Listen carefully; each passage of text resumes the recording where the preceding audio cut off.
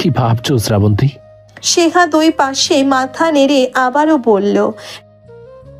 একটা অমায়িক হাসি উপহার দিল ওকে উজ্জ্বল। গালে হাত বোলাতে বোলাতে বলল, আচ্ছা আচ্ছা, বুঝলাম। তোমার কোনো অতীত নেই, তুমি একেবারে প্রস্তুত আমাকে মানতে। তবু এখন ঘুমাও, সারাদিনের ধকলে ক্লান্ত তুমি, একটু সময় তো প্রয়োজন। আর এটা জরুরি নয় বাসরটা বাসর রাতেই করতে হয়। এই প্রথম লোকটার লাগাম ছাড়া কথা শুনে সেহার কান দিয়ে ধোঁয়া বের হচ্ছে। লজ্জায় চোখ দুটি পর্যন্ত তুলতে পারছে না, শক্ত হয়ে বসে আছে। উজ্জ্বল গোবেচারী সেহাকে দেখে মিটিমিটি হাসছে। পরপর এক আচানক কাণ্ড করে বসলো উজ্জ্বল। সেহাকে বুঝতে সময়টুকুও দিল না। আলতো হাতে ওকে টেনে এনে পরপর 3টে চুমু খেলো, একটা সেহার কপালে, একটা গালে আর একটা ঘাড়ে।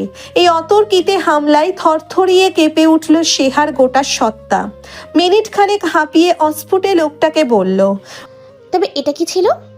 উজ্জ্বল ধরে রাখলো মেয়েটাকে, গালে ঠেকালো গাল। সেহার কানে কানে বলল, এটা মায়া, যেটা প্রথম রাতে লাগিয়ে দেওয়া জরুরি।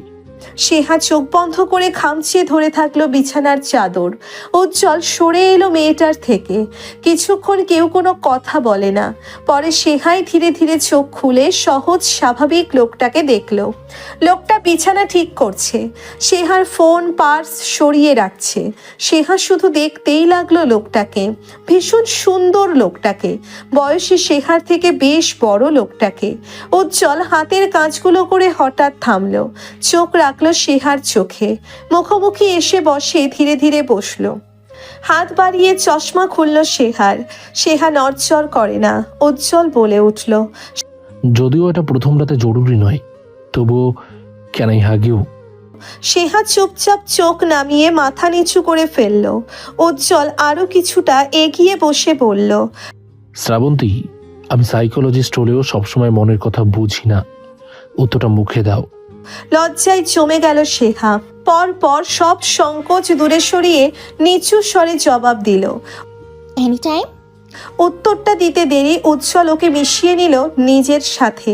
পবিত্র মিলনের প্রথম আলিঙ্গনে দুজনেই আবেগে তিরতির করে কাঁপতে থাকলো লক্ষ লক্ষ মুহূর্ত। সেহার ইচ্ছে করলো না নিজেকে ছাড়িয়ে নিতে, উজ্জ্বলও ছাড়ল না।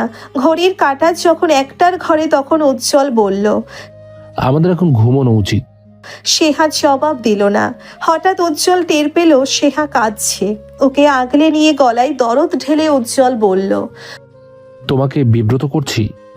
দুপাশে মাথা নাড়ে সেহা, জবাবটা দেয় না উজ্জ্বলকে। একটা লম্বা শ্বাস ফেলে বলে, যদিও এটা জরুরি নয়, তবে আপনি আমার চোখ দুটো মুছিয়ে দিবেন প্লিজ।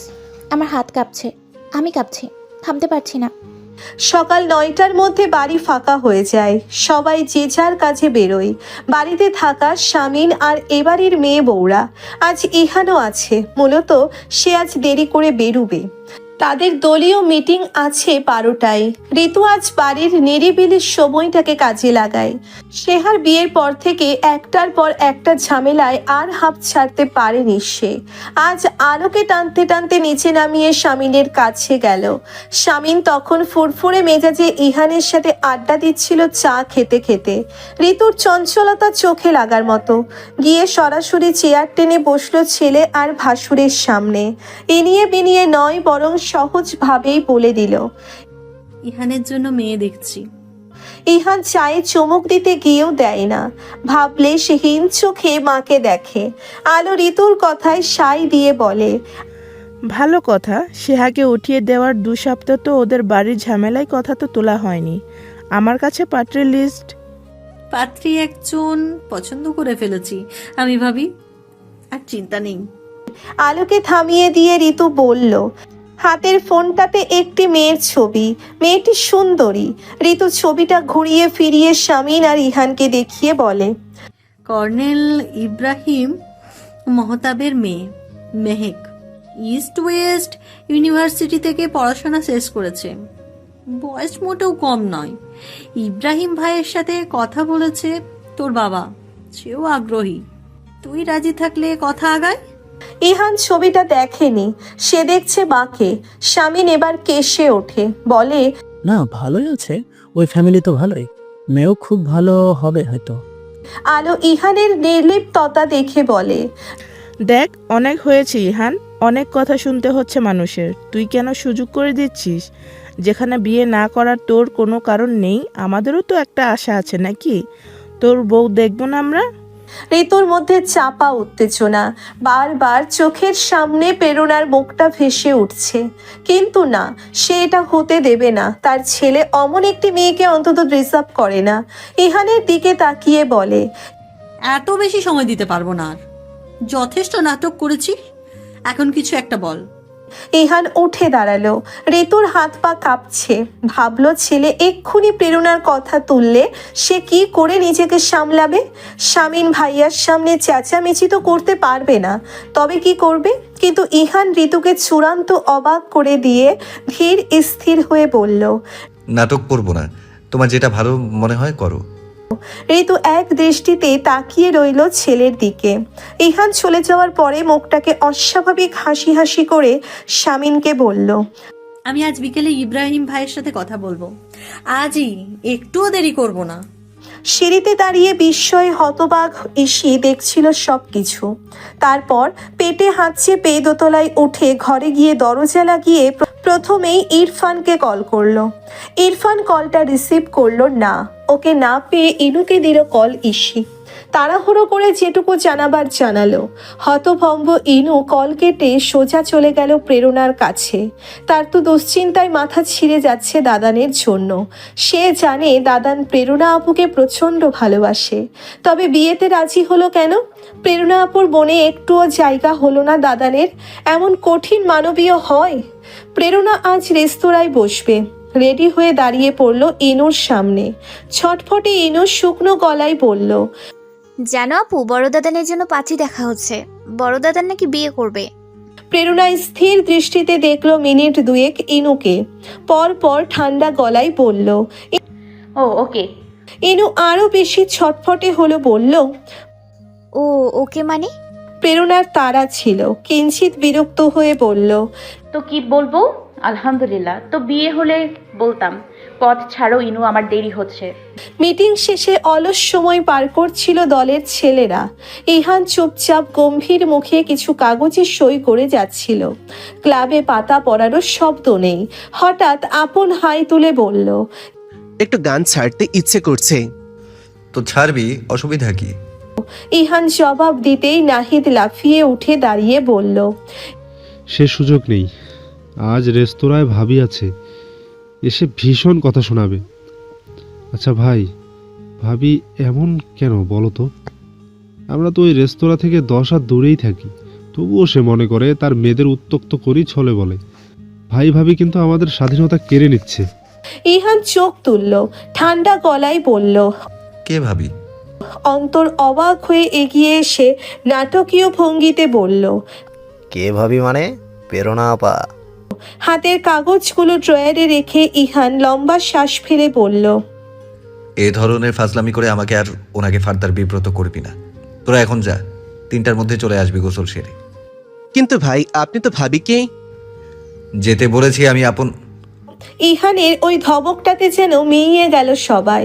হঠাৎ করে ভাইয়ের এত রাগ ওঠার কারণ ওরা জানে না, অথচ ভাই নিজেই আগে ভাবি ডাকটা খুব উপভোগ করত। ছেলেগুলো বেরিয়ে গেলে ইহান একা থাকলো ক্লাবে। আজ মেয়র আসবে, তাই বাড়িতে যাবে না লাঞ্চে। ঋতু কল করে বলল, খেতে আসবি না? না, এখানে খেয়ে নেব।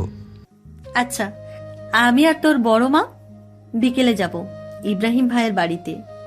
ভাবি চায়ের দাওয়াত দিয়েছে, এই সুযোগে সামনাসামনি দেখে আসতাম মেহেককে। ইহান চুপচাপ থাকলো কিছু মুহূর্ত। অতপর সমস্ত গ্লানি ফোঁস শব্দে দীর্ঘশ্বাসের সাথে বের করে দিয়ে বলল, যা ইচ্ছে করো।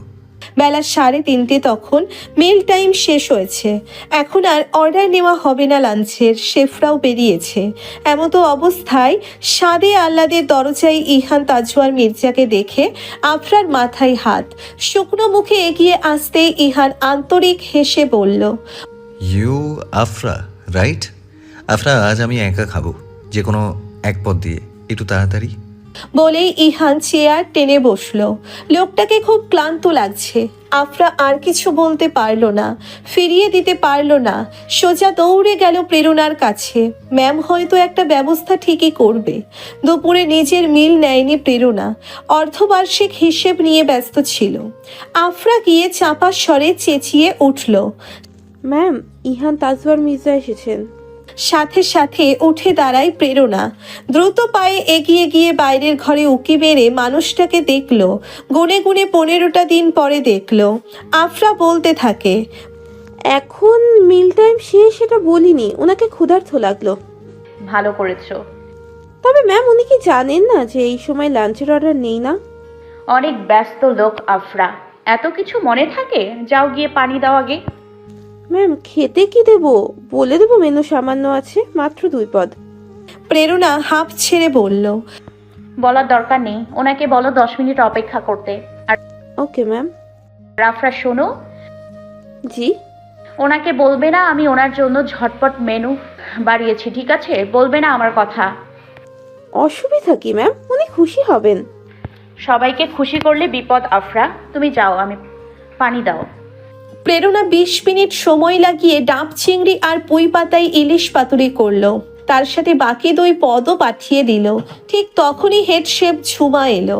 আফরার হঠাৎ ওয়াশরুমে যেতে হবে, তাই ঝুমাকে ট্রেটা বুঝিয়ে দিল। প্রেরণা উকি মেরেই তাকিয়ে আছে অদূর থেকে। লোকটা বিয়ে করবে শুনেছে, করাই উচিত। বয়স হচ্ছে, এখন লোকটার সংসারী হওয়া উচিত। এই লোকের বউ খুবই ভাগ্যবতী হবে। প্রেরণার অনেক দোয়া থাকবে অমন ভালো মনের একজন মানুষের বিবাহিত জীবনের জন্যে। ভাবতে ভাবতেই মলিন হাসে প্রেরণা। ঝুমা গিয়ে মিষ্টি হাসি উপহার দেয় ইহানকে। সালাম দিয়ে ইহানকে খাবার পরিবেশন করে দেয়। ইহান বলে, এত পদ কেন? আমি তো মেনু কার্ড দেখিনি। বলেছি 1 পদ দিতে, চট জলদি। ঝুমা হেসে বলল, তা হয় ভাইয়া। ইহান অল্প সামান্য নিয়ে খাচ্ছে। ঝুমা এর মাঝে একটা কাণ্ড করে বসলো। ওয়াশরুমে যাওয়ার আগে আফরা তাকে এমনিতেই বলতে ভুলে গিয়েছে প্রেরণার শিখিয়ে দেওয়া কথাগুলো। স্বভাবত বাচাল আফরা বলে উঠল, সত্যি কথা বলতে ভাইয়া, এখন তো আমাদের মিল টাইমই শেষ। খেতে খেতে অবাক চোখে তাকায় ইহান। পরপর পানি খেয়ে বলে, ও হ্যাঁ, দেখেছো? আশ্চর্য তো, সেটা আমাকে বলবে না? না না ভাইয়া, আমাদের কোনো অসুবিধা হয়নি। ম্যাম তো কঠিন গলায় বলেছেন আপনাকে যেন ফিরিয়ে না দেই। হাত থামলো হঠাৎ ইহানের, চুপ হয়ে রইল। এদিকে ঝুমা ইহান তাজওয়ার মির্জার চোখে নিজের ম্যামকে আরো বেশি ভালো বানানোর প্রয়াসে গড়গড় করে বলতে লাগলো, ছিল তো 2টো আইটেম, ম্যাম তো শুধুমাত্র আপনার জন্য আরো 2টো আইটেম তৈরি করলো। সে কি তারা ম্যামের? প্রেরণা চোখ বড় বড় করে তাকিয়ে আছে ঝুমার দিকে, কপালে হাত তার। এই মেয়েটার এত কথা বলার দরকার কি?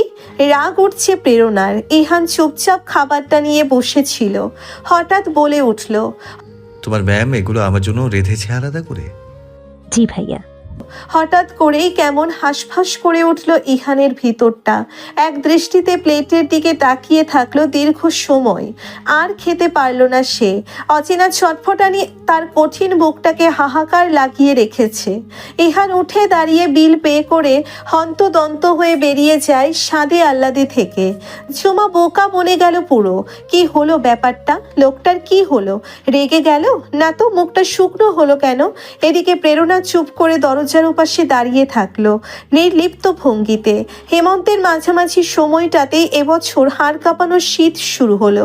এই তো 2 সপ্তাহ আগেও তো ছিল না। হঠাৎ বন্যার পরে আবহাওয়া বদলে গিয়েছে পুরোপুরি। অ্যানাটমি ম্যামের প্রেজেন্টেশন রেডি করতে করতে এক পলক নিজেকে দেখে নিয়ে মৃদু শ্বাস ফেলল সেহা। তাড়াহুড়োতে নিজের চাদরটা আনতে পারল না, ভুলে গেল সেহার ঠান্ডার ধাত আছে। আজ এখান থেকে বেরিয়ে যেতে হবে কার্ডিওলজি ওয়ার্ডে। বাড়িতে পৌঁছতে পৌঁছতে রাত হবে। এই ঠান্ডায় বিপদে পড়বে সে। তাড়াহুড়োতে নিজের চাদরটা নিতে না পারলেও উজ্জ্বলের জ্যাকেটটা ব্যাগে ভরে দিয়েছে মনে করে। তবে লোকটাকে জানাতে পারেনি ওয়াশরুমে ছিল যখন সেহা বাড়ি থেকে বেরিয়েছে। লোকটাকে ব্যাগ দেখবে খুঁজে? না বোধহয়। তার তো আর জানার কথা নয় তার সদ্য বিবাহিতা স্ত্রী তার ব্যাগে তার জ্যাকেট ভরে রাখবে। সেহা মিষ্টি করে হাসলো আপনা আপনি। ফোন করলো উজ্জ্বলকে। আজ 3টে কেস হাতে লোকটার, খুব ব্যস্ত, ধরবে কিনা কে জানে। উজ্জ্বল কলটা রিসিভ করলো। সেহা তাড়াহুড়ো লাগিয়ে বলল, খেয়েছেন? আপনার জ্যাকেট পেয়েছেন? আজ রাতে বাড়িতে ফিরবেন? আমি দাদুর কাছে যাচ্ছি, ওখানে দেখা হবে। ওপাশে মলিন হাসলো উজ্জ্বল। সামনে ভিআইপি মক্কেলকে বসিয়ে রেখে উঠে চলে গেল এক কোণে। হাঁপ ছেড়ে বলল, আজ বাড়িতে ফিরবো, দাদুকে নিয়ে দুজনেই ফিরবো। দাদুকে আজ রিলিজ দেওয়া হবে। সেহা নিশ্চুপ হাসে।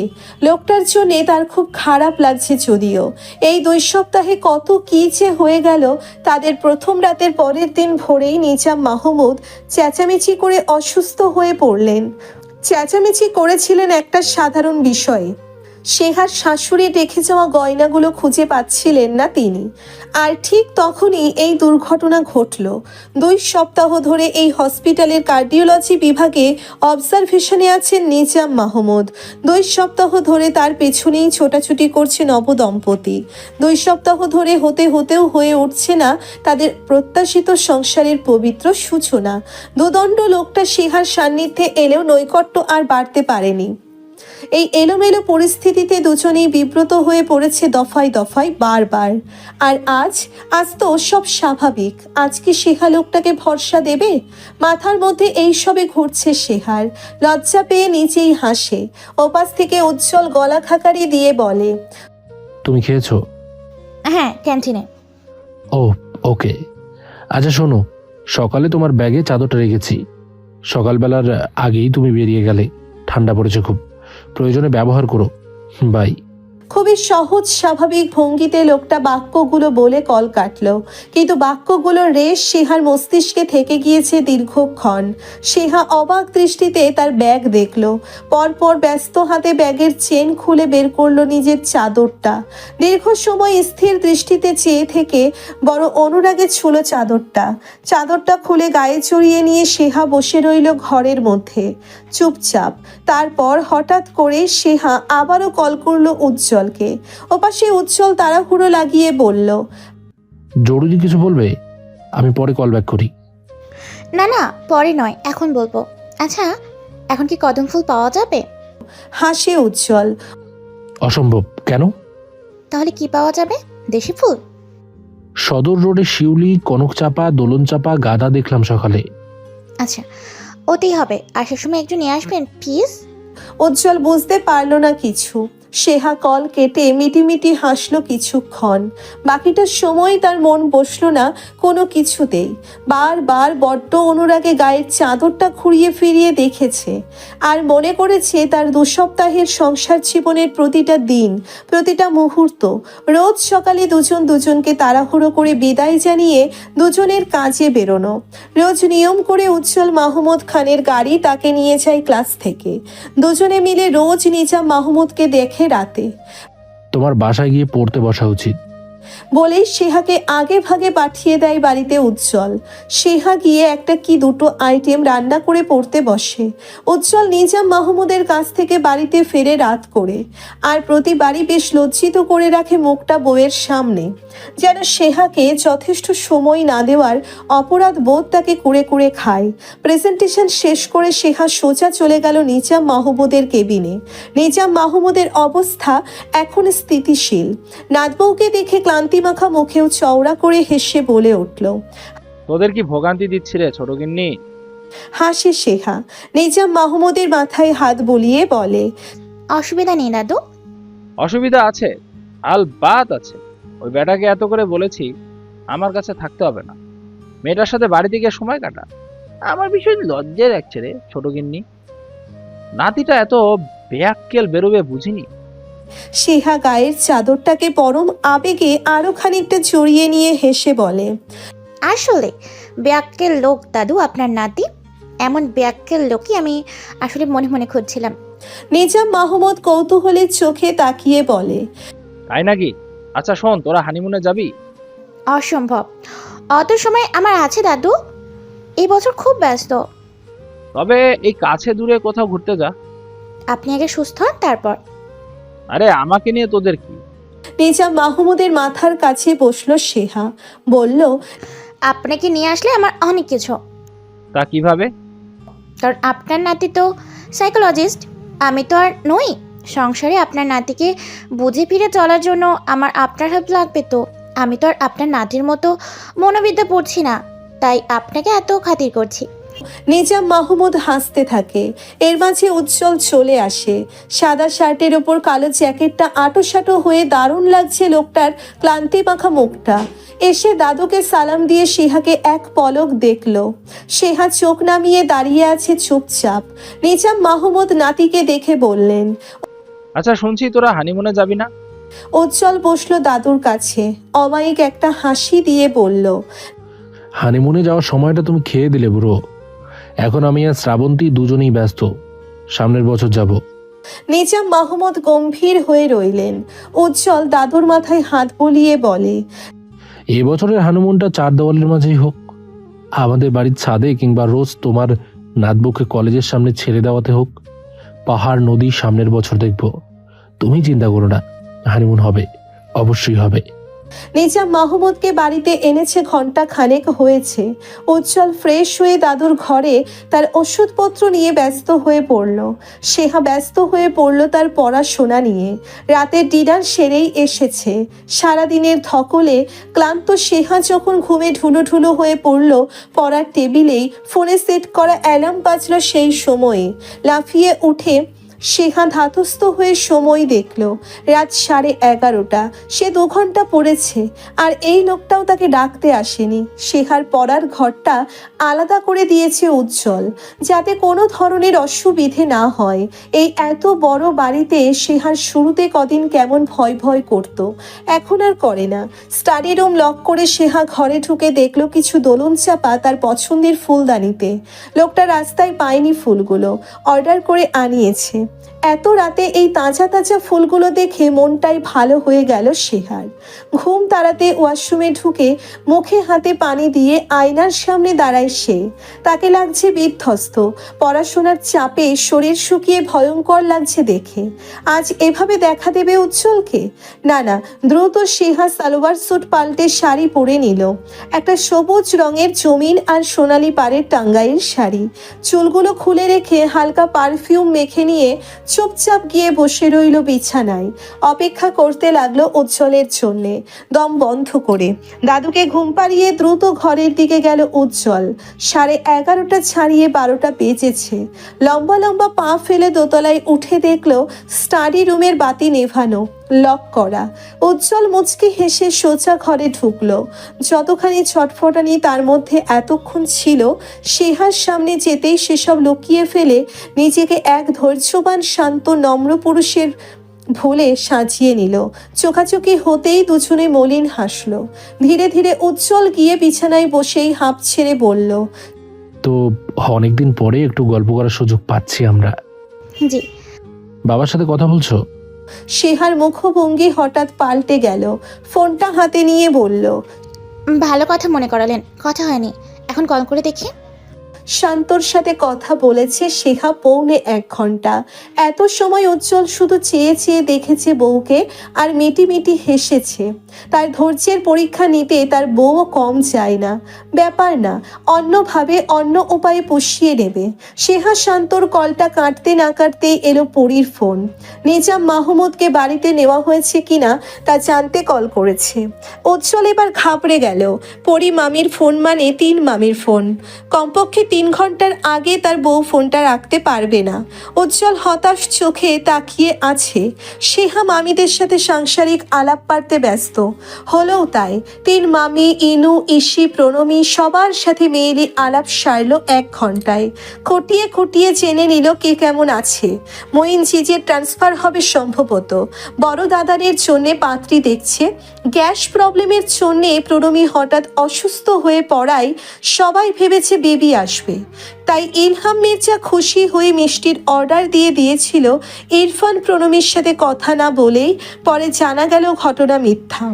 ইরফান প্রণমী টানা একদিন ঘর থেকে বেরোয়নি লজ্জায়।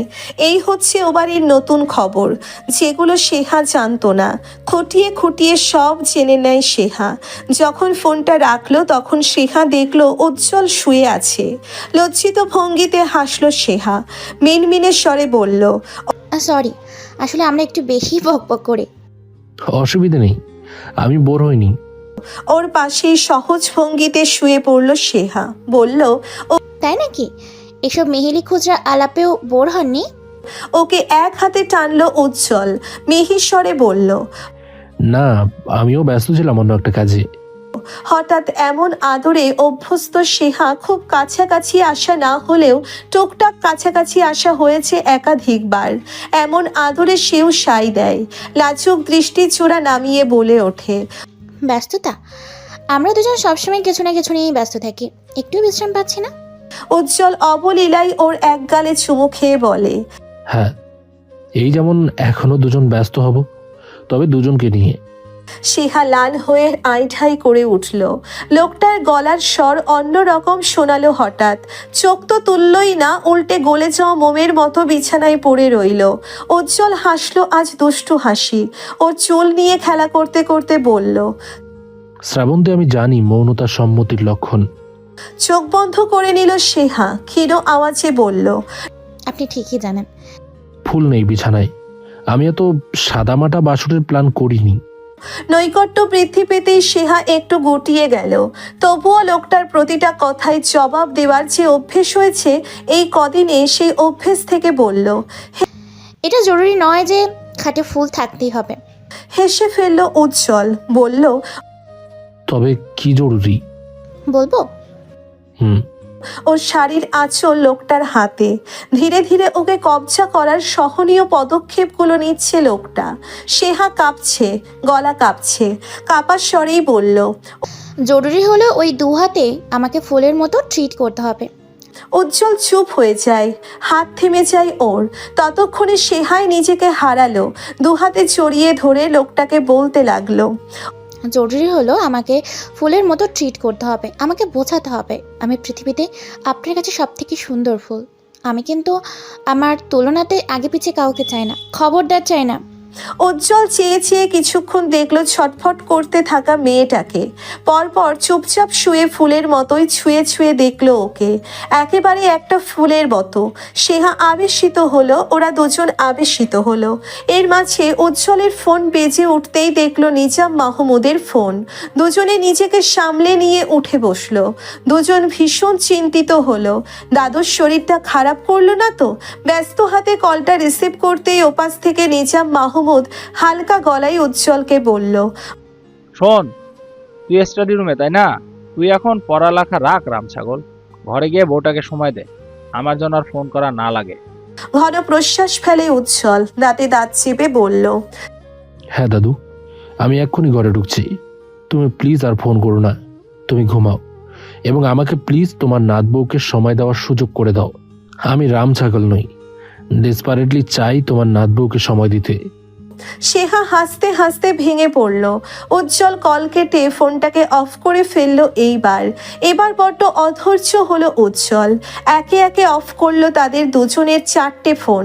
ভালো করে বন্ধ করলো দরজা, বন্ধ করলো জানালা। সেহা হাসি থামিয়ে চুপচাপ দেখতে লাগলো। তার ভদ্র মিষ্টি স্বামীর এক নতুন রূপ আবিষ্কার করলো হঠাৎ। জানালা দুটো বন্ধ হতেই সেহা অস্ফুটে বলে উঠল, হিম, হাওয়া তো ঢুকছিল না, বন্ধ করলেন কেন? চাঁদের আলো ঢুকছিল। উজ্জ্বল এসে ওর ওপর আধশোয়া হয়ে ডান হাতের তর্জনী রাখলো ওর ঠোঁটের উপর। সেহা হাতটা সরিয়ে দিয়ে বলল, প্রসিকিউটর সাহেব, বাদীকে কোথাও বলতে দিবেন না? ওকে একেবারে চুপ করিয়ে দিতে উজ্জ্বল ওর মুখটাই আলতো হাতে চেপে ধরল।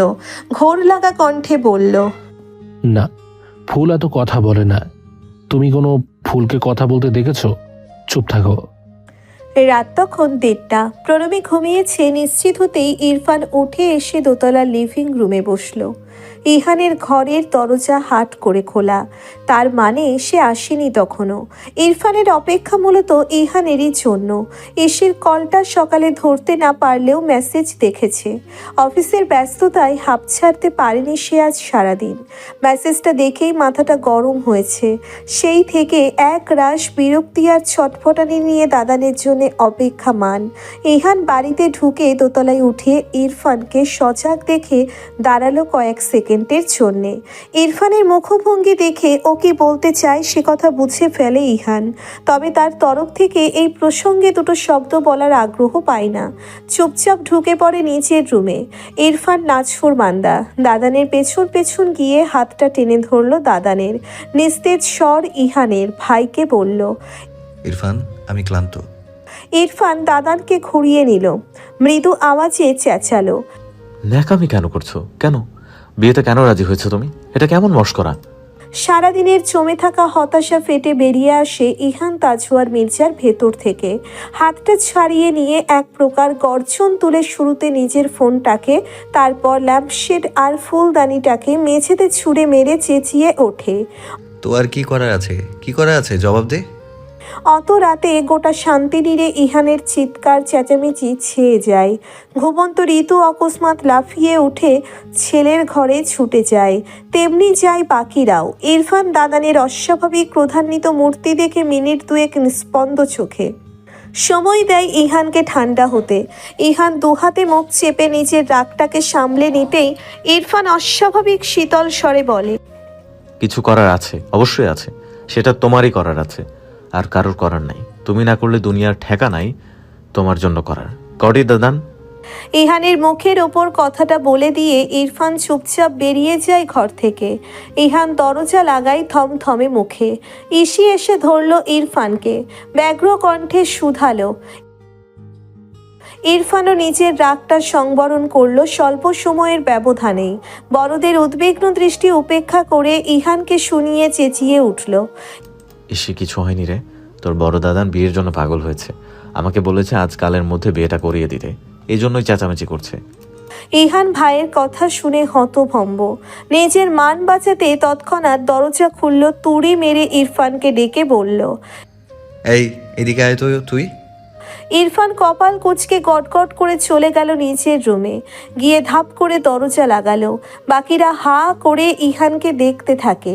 শামিন বলে, ইরফান, এসব কি বলছো? এসব সত্যি? ওকে আরেকটা বিয়ে করিয়ে দাও বড় বাবা, যত সব। ইহানও ধাপ করে দরজা লাগায়। বড়রা কিছুক্ষণ বোকা বোকা মুখ করে দাঁড়িয়ে থেকে যে যার ঘরে গেল।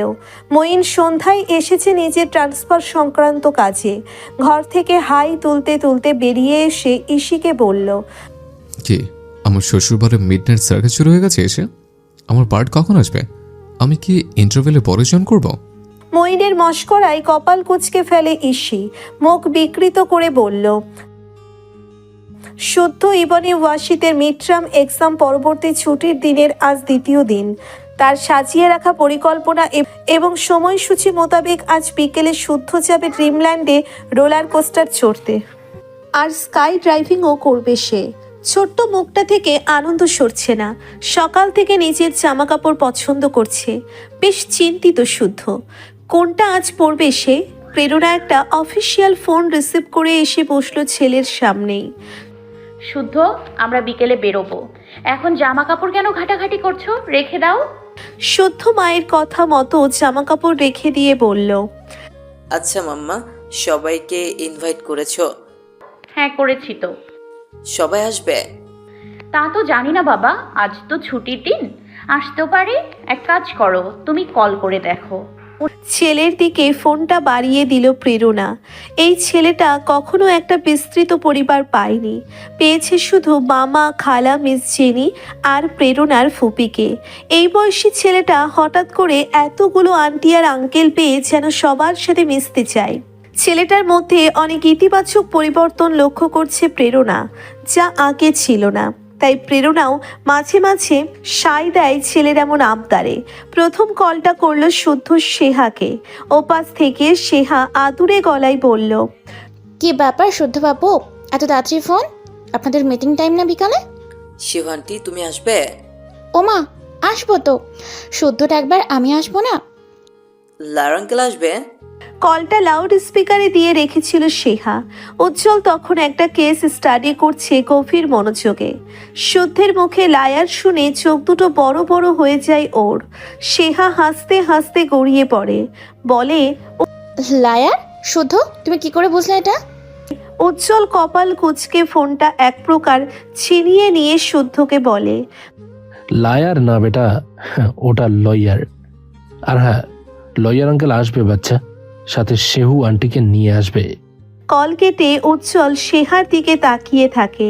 সেহা তখনও হাসছে, মুখে শাড়ির আঁচল চেপে। হাসতে হাসতে কাশি উঠেছে তার। হঠাৎ করে হাসি থামিয়ে বলে, লায়ার আঙ্কেল, আপনি কফি খাবেন? বানিয়ে নি? দ্বিতীয় কলটা যায় ইরফান মির্জার ফোনে। খালুকে শুদ্ধ বলে, তুমি কি আসবে খালামণিকে নিয়ে? প্রণবী আর ইরফান পাশাপাশি বসেছিল। আদুরের স্বরে শুদ্ধকে জবাব দিল ইরফান, আসবো তো বাবা, খালামণিকে নিয়েই আসবো। ঈশার আন্টি আর পুলিশ আঙ্কেল আসবে না? আসবে। শুদ্ধ উসখুস করছে, হঠাৎ বলে উঠল। আর রিহান আঙ্কেল? পাশ থেকে প্রেরণা বলে উঠল, উনি ব্যস্ত শুদ্ধ। ইরফান সামান্য হেসে ফোনটা নিয়ে সোজা চলে যায় ইহানের কাছে। ইহান ফোনটা হাতে নিয়ে বলে, কি? শুদ্ধ লাইনে আছে, কথা বলবে তোমার সাথে। হৃদস্পন্দন সব এগে বেড়েছে ইহানের। ছেলেটার সান্নিধ্যে গেলেই বুকটা কেমন করে ওঠে। ইহান বেপরোয়া হয়ে ওঠে। ওর অদ্ভুত রকমের তৃষ্ণা পায় ছেলেটাকে একটু দেখার, একটু ছুঁয়ে দেখার। ফোনটা কানে চেপে ইহান বলল, হ্যাঁ বাচ্চা বলো। আঙ্কেল আজ ড্রিমল্যান্ডে আসবে না? সবাই আসবে, তুমি প্রমিস করেছিলে আমরা স্কাই ড্রাইভিং করব। দু চোখ বন্ধ করে নেয় ইহান অমন আদুরে প্রশ্নে। একটা ফাঁকা ঢোক গিলে বলে, আসবো আমি। আর তুমি মাকে এভাবে বারবার জ্বালিও না। তোমার মাম্মার ফোন থেকে কেন কল করো? তোমাকে বলেছি না আমি, আমার সাথে কথা বলতে ইচ্ছে হলে মামি মনিকে বলবে। প্রেরণা ওপাশে বসে চুপচাপ শুনছে ইহানের কথা। তার দৃষ্টি জানালার বাইরে সাদা সাদা মেঘের দলায়। শুদ্ধ আরও 2 মিনিট ইহান আঙ্কেলের সাথে কথা বলে কল কাটলে ওকে টেনে প্রেরণা নিচের কোলে বসিয়ে দুটো চুমু খেয়ে বলল, তুমি ইহান আঙ্কেলকে খুব পছন্দ করো? শুদ্ধ ঘন ঘন মাথা নেড়ে গলায় জোর দিয়ে বলে, অনেক। কেন এত পছন্দ ইহান আঙ্কেলকে? তার মাসেল আছে শুধু তাই? শুদ্ধ দুপাশে মাথা নাড়ে। শুদ্ধ নিজেও তো জানে না ইহান আঙ্কেলকে তার কেন পছন্দ। শুধু তার ছোট্ট মস্তিষ্ক বোঝে ইহান আঙ্কেল তাকে কি যেন দেয়, যেটা শুদ্ধ কোনো আঙ্কেলের মাঝে খুঁজে পায় না। কেউ তাকে দেয় না।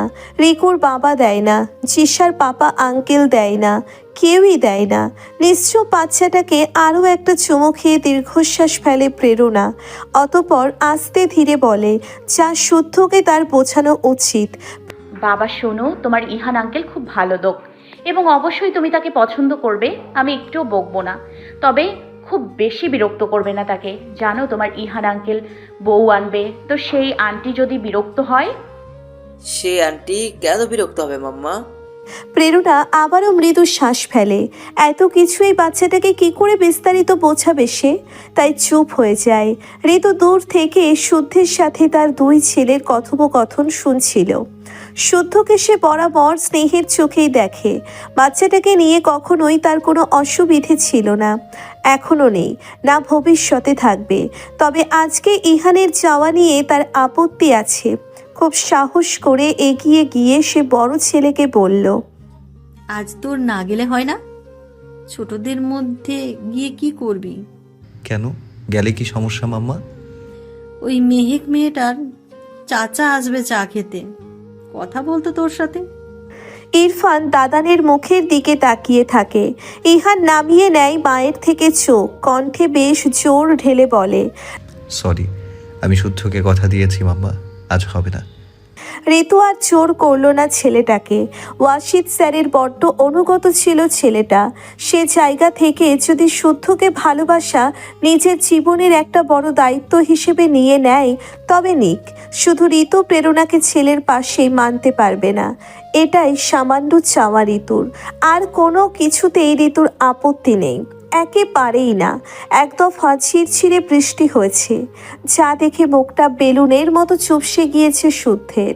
প্রেরণা হেসে ছেলের মাথায় হাত বুলিয়ে বলে, মন খারাপ করো না, সবাই আসবে, বৃষ্টিও হবে না। ড্রিমল্যান্ড ঢাকার অন্যতম একটি ফিউচার পার্ক। 2 বছরে বেশ জমিয়ে চলেছে এটি এবং এর সাথে সংশ্লিষ্ট শপিং মল এবং কিডস প্ল্যানেট। 5 স্টার রেস্তোরাঁ আছে 2টা।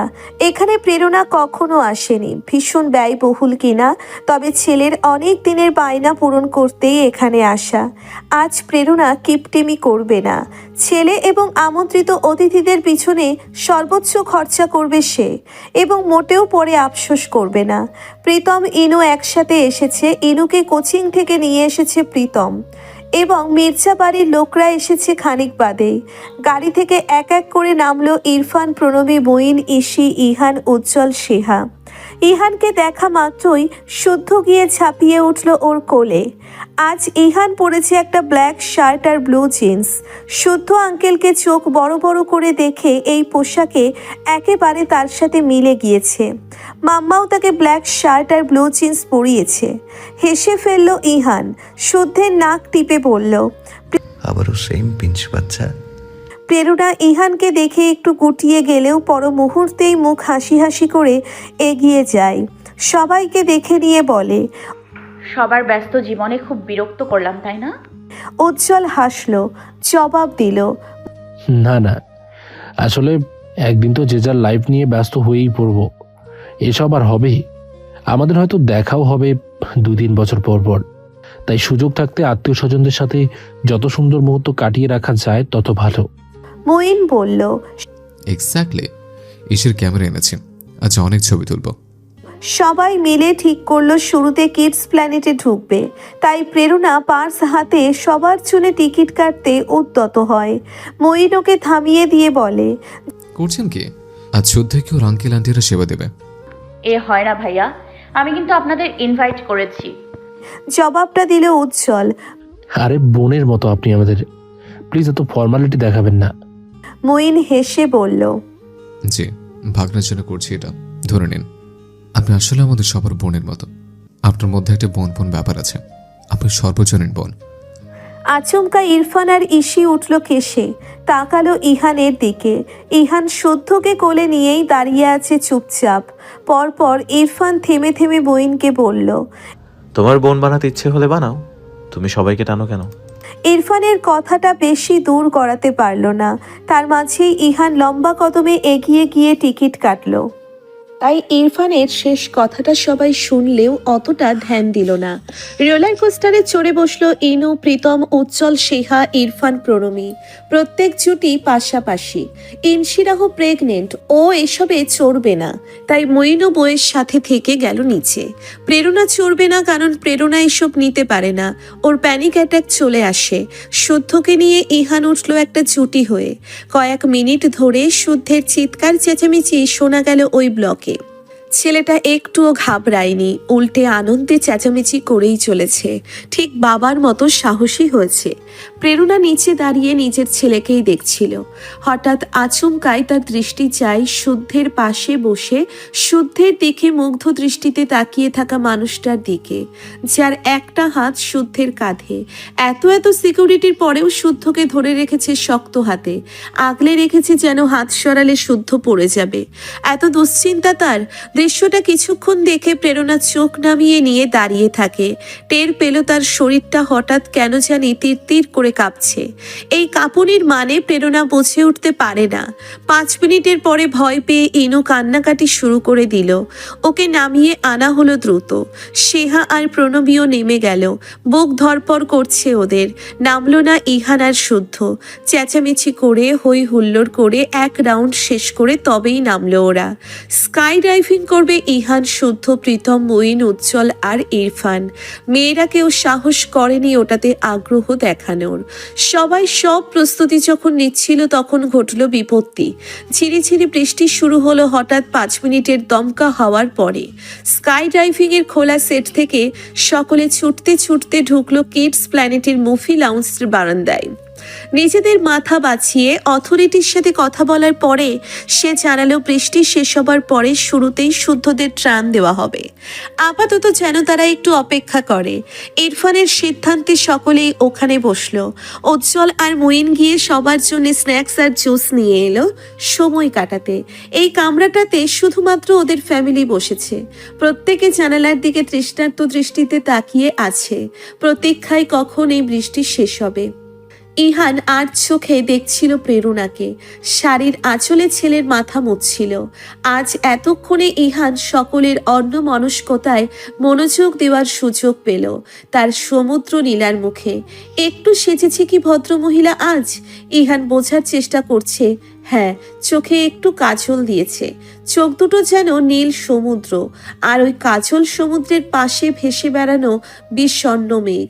নিমেষহীন দীর্ঘক্ষণ তাকিয়ে থেকে ইহান চোখ সরালো ইরফানের খুক খুক কাশির শব্দে। চোখ ফিরিয়ে ইরফানকে দেখতেই ইরফান ভ্রু নাচিয়ে ইশারায় জানতে চাইল। কি দেখো? ইহান ভ্রুকুচকে গম্ভীর হয়ে রইল। বৃষ্টি থামবার নাম নেই, সময় কাটছিল না কারো। হঠাৎ টের পেল পাশের রুমটাতে কোনো ফ্যামিলির সময় কাটাতে গানের কলি খেলছে। ইনু লাফিয়ে উঠে ইরফান প্রণমীকে ধরল, বলল, এখন তোমরা গান শোনাবে? বোর হচ্ছে সবাই। ইরফান আজ গাইল না। ওর দুষ্টু চাহনি দাদানের মুখের দিকে হঠাৎ বলে উঠল। আজ দাদান একটা গান গাইবে। ইহান চোখ পাকালো। আমার সাথে ফাজলামি করবি না, এসব আমার দ্বারা হবে না। ইরফান দাঁতে দাঁত চেপে ফিসফিসিয়ে দাদানকে বলল, আর টিনেজার থাকতে তোর সাথে খুব গান শোনাতে তো, তখন হতো কিভাবে? এইবার বইনার উজ্জ্বল ধরল ইহানকে, বলল, শেহার বিদার দিনে সবাই গান করেছে, তুমিই করনি। আরে দুটো লাইন গাও, না পারলে এক লাইন, যা মনে আসে গাও। একে একে ইসি, সেহা আর প্রণমী যখন ধরল তখন ইহান থিতু হলো। প্রণমী কখনো আবদার করে না ভাসুরের কাছে। আজ দাদানের হাতটা ধরে ঝোলাঝুলি করে বাচ্চা মেয়েদের মতো প্লিজ প্লিজ করাতেই ইহান হেসে ফেলল, বলল, আচ্ছা 2 লাইন, কিন্তু আমি যেখান থেকে বাড়িয়ে গিয়ে দেবো। আর আমি কিন্তু গাইতে জানি না, আমার অভ্যেস নেই। অসুবিধে নেই, শুনবো আমরা। প্রেরণা শুদ্ধকে কোলে চেপে দৃষ্টি নামিয়ে বসে আছে। ভাই বোনের খুনসুটিতে সে অংশ নিতে ইচ্ছুক নয় বহিরাগত হয়ে। ইরফান তখন ফোনটা বের করে দাদানকে বলল, গিটার লাগবে না, তুমি শুরু করো, আমি টিউন সেট করে দিচ্ছি। ইহান চোখ ঘুরিয়ে জানালার দিকে তাকালো। না গলা খাকারি দিল, না প্রস্তুতি নিল। সহজ গলায় হঠাৎ গেয়ে উঠল, আমি 2 হাত বাড়িয়ে আছি দাঁড়িয়ে, বিরহী প্রতিক্ষণ, তুমি রাঙা চরণে আমার শীতাতে এসে দাঁড়াও কখন, মনেরই মনি কোঠায় সাজানো যে থাকবে। এত কিছু বোঝো আর মন বোঝো না, কত কিছু তুমি খোঁজো আমায় তো খোঁজো না।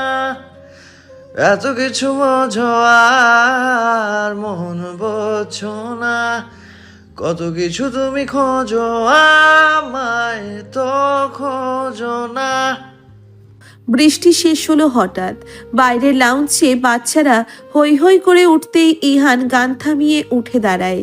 না চাইতেও এক পলক প্রেরণাকে দেখে শুদ্ধকে টেনে নিয়ে দ্রুত স্থান ত্যাগ করে। বাকিরা বোকা বোকা দৃষ্টিতে দেখে ইহানের প্রস্থান। শুকনো সকলের মুখ, একটু প্রশংসাও করতে দিল না বড় দাদান। শুধু প্রেরণা নিষ্প্রাণ চোখে তাকিয়ে আছে নিজের পায়ের নখের দিকে, যেন সে এই জগতে থেকেও এতক্ষণ ছিল না। বুকের সাথে মিশিয়ে রেখেছে ছেলেটাকে লোকটা। এক হাত মেলে দিয়ে বাতাস মাখছে সে হাতে, আর এক হাতে ধরে রেখেছে শুদ্ধের পেট। আর শুদ্ধ 2 হাত সমান্তরাল ভাবে মেলে ধরে পাখি হয়েছে। বাতাসের দাপটে চোখ দুটো যদিও বুজে আসছে তার, তবুও সে জোর দিচ্ছে চোখ খুলে চারিপাশ দেখতে। সে সত্যিই উড়ে বেড়াচ্ছে পাখির মতো? না না, ঠিক পাখি নয়, একটা বড় মোটা তারের মতো বস্তু তাদের নিয়ন্ত্রণে রেখেছে। সীমারেখা দেওয়া আছে, এই কয় ফুটের ওপরে দড়ি ছাড়া যাবেই না। শুদ্ধ খানিকটা ঝুঁকে মাকে দেখে চেঁচিয়ে বলে, মাম্মা আমি উঠছি। উৎকণ্ঠা উদ্বিগ্নতা ঠাসা প্রেরণার ফর্সা মুখটাতে, বুকটা ধুকপুক করছে, কাঁপছে গলা। চেঁচিয়ে ইহানকে বলে, ওকে ওভাবেই ধরে রাখুন প্লিজ, ছাড়বেন না। ইহান হেলমেটের ফাঁক গলিয়ে দৃষ্টি রাখলো 30 ফিট নিচে উঁচু কৃত্রিম ঢিবিটার উপর দাঁড়িয়ে থাকা প্রেরণার মুখের দিকে। কণ্ঠে গম্ভীরতা বজায় রেখে উঁচু গলায় জবাব দিল, ছাড়বো না। মঈন ড্রাইভিংয়ে চোখ দেয়নি বাকিদের সাথে। ক্যামেরা নিয়ে ছবি তুলছে সবার। এনোয়ার সেহা আইসক্রিম খাচ্ছে আর প্রণমী ইসির পাশে বসে আছে। খানিক বাদে ওরা নেমে এলো। শুদ্ধের প্রাণোচ্ছলতা নজর কাড়া। উত্তেজনায় মাম্মাকে কি বলছে সে নিজেও জানে না। প্রেরণা শুনল, মাম্মা খুব মজা, অনেক মজা। আমি আবার চড়বো ভ্যাকেশনে ইহান আঙ্কেলের সাথে। সরল প্রশ্নটিতে বিরক্ত লাগে প্রেরণার। বিরক্তি চেপে রেখে বলে, তখন একা একাই চড়বে তুমি শুদ্ধ, আর মামা আছে তো, সব সময় কি ইহান আঙ্কেল থাকবে? ওনার কাজ আছে তো। গায়ের শার্টটা ঠিকঠাক করে ইহান তখন ঘুরে তাকায় প্রেরণার দিকে।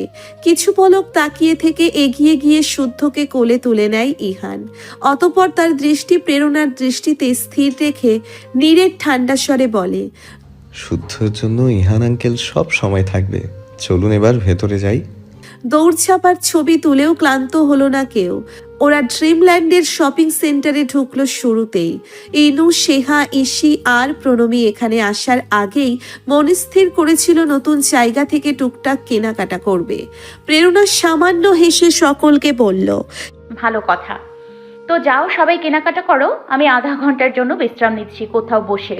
ও হ্যাঁ, শুদ্ধকে টয় সেন্টারে নিয়ে যেতে হবে।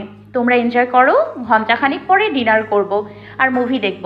টিকিট নিয়ে রেখেছি কিন্তু। কেউ অমত করল না, শুধু ইসি বলল। ইরফান বাদ সেধে বলল, না, শুদ্ধকে নিয়ে টয় সেন্টারে যা কাপু, নয়তো শুদ্ধ কষ্ট পাবে, তাই না শুদ্ধ? শুদ্ধ সত্যি সত্যি মাথা নাড়ায় ইরফানের কথায়। প্রেরণা ইরফানের অহেতুক কথার মানে জানে না। সে ম্লান হেসে ঘুরে তাকাতেই ইরফান দাদানকে বলে, দাদান আমরা তো শপিংয়ে ঢুকবো, তুমি দাঁড়িয়ে থাকবে। ইহান আইঢাই করে ওঠে। সেহার হাতটা ধরে আছে উজ্জ্বল। ইসির হাত মঈন, ইরফান, প্রণমী আর ইনু, প্রীতম সবাই জোড়ায় জোড়ায় শপিং করবে। তার কি কাজ ওদের মাঝে? আমতা আমতা বলল, হ্যাঁ ওই আমি এখানেই। ইসি খুশি খুশি গলায় বলল। প্রেরণা চুপ করে আছে। অস্বস্তিতে পড়েছে ইহান। সে যাবে না সে। তবে সে মনের কথা রাখতে পারল না। শুদ্ধ এসে হাত চেপে ধরল ইহানের। ফোকলা দাঁতে হেসে বলল, রিকু বলেছে অ্যাডভেঞ্চার ওয়ার্ল্ডে ডাবল গেমার লাগে। মাম্মা তো খেলবে না, চলো না আঙ্কেল। শুদ্ধের কণ্ঠে আকুল আবেদন। শুদ্ধর মাতা প্রেরণা আহসান আর শুদ্ধের জীবনে অযাচিতভাবে এসে পড়া ইহান, তাজওয়ার, মির্জা একে অপরের দিকে মলিন দৃষ্টিতে তাকালো। ওরা দুজনেই বুঝল ওরা জড়িয়ে যাচ্ছে, খুব বিশ্রীভাবে জড়িয়ে যাচ্ছে একটা অদৃশ্য জালে। উপেক্ষা করা সহজ ছিল, এখনো সহজ। তবুও উপেক্ষা হয় না। কেন হয় না? কারণ মনের বাসনা ছাড়িয়ে এই পৃথিবীর কোনো সংকোচের সাধ্য নেই জিতে যাওয়ার। মনের আগে কিচ্ছুটি নেই। একজনের অবচেতন মন হঠাৎ যদিও বলে, ছি ছি ছি, কোন অনাসৃষ্টি কাণ্ড প্রেরণা, জাত গেল তোর, জাত গেল, ছি ছি, তুই তো দেখি বেঈমান। পরে ওই মনি তাকে ফুসলে দিচ্ছে, দেখ দেখ প্রেরণা কি সুন্দর, দেখ তুই বেঁচে আছিস, এইটুকু সুখ লুফে নে না। কেউ তোকে শুলে চড়াবে না বোকা। হ্যাঁ, যদিও 4-5 জন পিছে পিঠে কথা শোনাবে, তবে শুনলে আলে কি হয়, পাছে লোকে কত কিছুই তো বলে। আর একজনের অবচেতন মন বলে, তুমি কি করে পারো ইহান? মনে আছে ওয়াশিদ স্যারের আকুলতা? তার নীলিমাকে কেড়ে নেবে তুমি? ছি। তবে প্রেরণার মতো ইহানের অন্তপুরের কোনো সত্তাই ইহানকে বোঝাতে আসে না। ইহান তাজওয়ার মির্জা খুঁজে পায় না তার দোলাচলের সমাধান। শুদ্ধ হাত ছাড়ে না ইহান আঙ্কেলের। ইহান প্রেরণার থেকে চোখ সরিয়ে নিচু গলায় শুদ্ধকে বলে, চলো। শুদ্ধের হাত ধরে সামনে সামনে ইহান হাঁটছে। লোকটার পিছনে ধীর পায়ে হাঁটছে প্রেরণা। তার দৃষ্টি লোকটার মাথার পিছনে। উচ্চতায় প্রেরণার থেকে খুব লম্বা লোকটা। ওনার হাঁটার মাঝে যে পুরুষালী আভিজাত্য রয়েছে সেটিও প্রেরণার পরিচিত খুব। প্রেরণা আড়ষ্ট হয়ে বিষয়টি লক্ষ্য করেই। টয় সেন্টার 9 তলার, বাকিরা 3 তলায় শপিং করতে রয়ে গিয়েছে। শুরুতেই ওরা 3 জন টয় সেন্টারের এক্সিটের কাছটাতে গিয়ে দাঁড়ালো।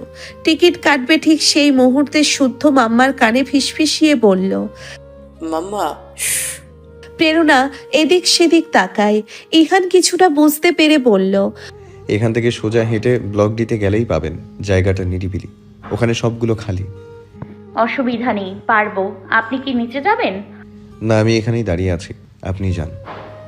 ওরা দুজন চলে গেলে ইহান 3টে টিকিট কেটে এক্সিটের সম্মুখে অপেক্ষা করতে থাকে। অসংখ্য বাচ্চা যারা শুদ্ধের বয়সী বাবা মায়ের হাত ধরে ঢুকছে ভেতরে। রিসেপশনে যে মেয়েটি ছিল হঠাৎ ইহানকে বলল। ইহান নিষ্পলক রিসেপশনিস্টকে দেখে হাত বাড়িয়ে লিফলেটটা নিল। রিসেপশনিস্ট মেয়েটি হরবড় করে বলতে থাকলো, ছেলের বোধহয় আগ্রহ নেই বিয়েতে, তুমি আর এটা নিয়ে এগিয়েও না, সময় হলেও নিজেই তো তাড়া দেখাবে, তাই না? ইলহাম মির্জা কথাটা বলে ঋতুর দিকে তাকায়। ঋতু স্বামীর ইস্ত্রি করা কাপড়গুলো ওয়ার্ড্রপে রেখে দিয়ে তপ্ত শ্বাস ফেলে বলল, আপনি আর এক গান গাইবেন না হিয়ানের পাপা। যান নিচে, মেহেকের চাচা একটু পরেই আসবে। কথা বলুন ভাইয়াকে নিয়ে, সাথে নিয়ে। একটু থেমে ঋতু ঘুরে মুখোমুখি দাঁড়ায় ইলহাম মির্জার। এবার কণ্ঠে বেশ দৃঢ়তা নিয়ে বলে, ছেলে তো ছোট নয়, তাই না, যে নিজের ভালো মন্দ না বুঝে মায়ের মন রাখতেই বিয়েতে হ্যাঁ বলবে? নিশ্চয়ই আমার ছেলে মানসিক প্রস্তুতি আছে। আপনারা প্লিজ আর এই বিষয়টা নিয়ে দোনামোনা করবেন না। ছেলেটাকে সংসারী হতে দেন, অনেক হয়েছে। ইলহাম মির্জা চুপ হয়ে যায়। সত্যি বলতে ইহানের বিয়ে নিয়ে সে যথেষ্ট উৎসাহী।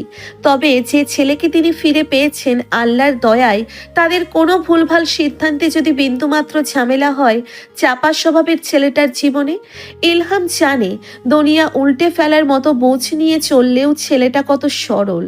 ওর পাত্রী পছন্দ না হলে সেখানে আর বিয়ে কেন? 15 মিনিট কেটেছে। ডি ব্লকে ওয়াশরুম খুঁজতে খুঁজতে লেগেছে 5 মিনিট। তারপর শুদ্ধ বলল ওর আসলে বড় ওয়াশরুম চেপেছে। প্রেরণা চুপচাপ দাঁড়িয়ে আছে দরজার সামনে। ফাঁকা এই এরিয়াটা।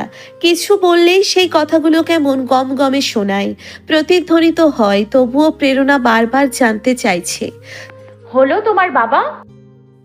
আর 2 মিনিট মাম্মা, আমি চেষ্টা করছি তো। চোখ মুখ খিচিয়ে জবাব দেয় শুদ্ধ। প্রেরণা হেসে ফেলে। কিছুক্ষণ হেসে বলে, okay take care, okay take your time. এতবার বলি আজে বাজে ফাস্ট ফুড কেউ দিলে খাবে না। এখন কনস্টিপেশন হলো, এরপর থেকে কথা শুনবে মাম্মার? শুদ্ধ আবারও চোখ মুখ খিচিয়ে বড় একটা শ্বাস ফেলে বলল, শুনবো। এই ব্লকের অপোজিটে হুড়োহুড়ির শব্দ পাওয়া গেল হঠাৎ। মনে হলো লোকজন দলে দলে ছুটছে। প্রেরণা খানিকটা বিচলিত হয়ে ওয়াশরুমের করিডোর পেরিয়ে উকি মেরে বাইরেটা দেখতে যেতেই অদূর থেকে এক ভদ্রমহিলা চেঁচিয়ে উঠলেন, আরে আপনি এইখানে কি করছেন? ওয়াশরুমে এসেছি। হয়ে গেলে তাড়াতাড়ি বের হন। হয়েছেটা কি? ভীষণ উৎকণ্ঠা চেপেছে প্রেরণার কণ্ঠে। ভদ্রমহিলা তাড়াহুড়ো করে ছুটতে ছুটতে যাচ্ছিল।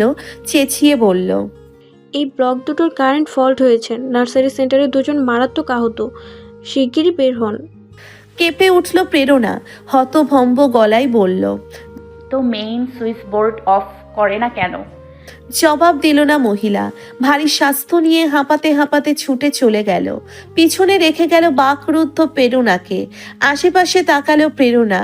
আরও লোকজন ব্লকই থেকে ছুটে যাচ্ছে এমার্জেন্সি এক্সিটের কাছে। প্রত্যেকের রক্তশূন্য চোখ মুখ দেখে গলা শুকিয়ে যায় প্রেরণার। শরীরটা সেই পুরনো দিনের মতো অস্বাভাবিক মাত্রায় ঝাঁকুনি দিয়ে উঠল। অতর্কিত মানসিক চাপ এলেই প্রেরণার হাত পা ছেড়ে দেয়। এবারও তাই। তবুও শ্বাস ফেলে ছুটে যায় শুদ্ধের ওয়াশরুমের কাছে। দরজায় সজোরে ধাক্কা দিয়ে কাপা স্বরে বলে, বাবা তাড়াতাড়ি, একটু তাড়াতাড়ি বাবা। শুদ্ধের কান্না পাচ্ছে। ঠোঁট ফুলিয়ে বলল, হচ্ছে না মাম্মা, আমার কষ্ট হচ্ছে, আমি আর ফাস্টফুড খাবো না। আচ্ছা না হলে বের হও, পরে চেষ্টা করো, আমি ঔষধ দেবো। আর শোনো, ভেতরে কোনো সুইচে হাত দিও না তুমি। শুদ্ধ এবার অল্প কেঁদে দিল, ফুপিয়ে বলল, ওয়েট মাম্মা, হয়ে এসেছে। ছেলেটার খুব কষ্ট হচ্ছে প্রেরণা বুঝলো। এদিকে তার হাত পা কাঁপার গতি বেড়ে গেল।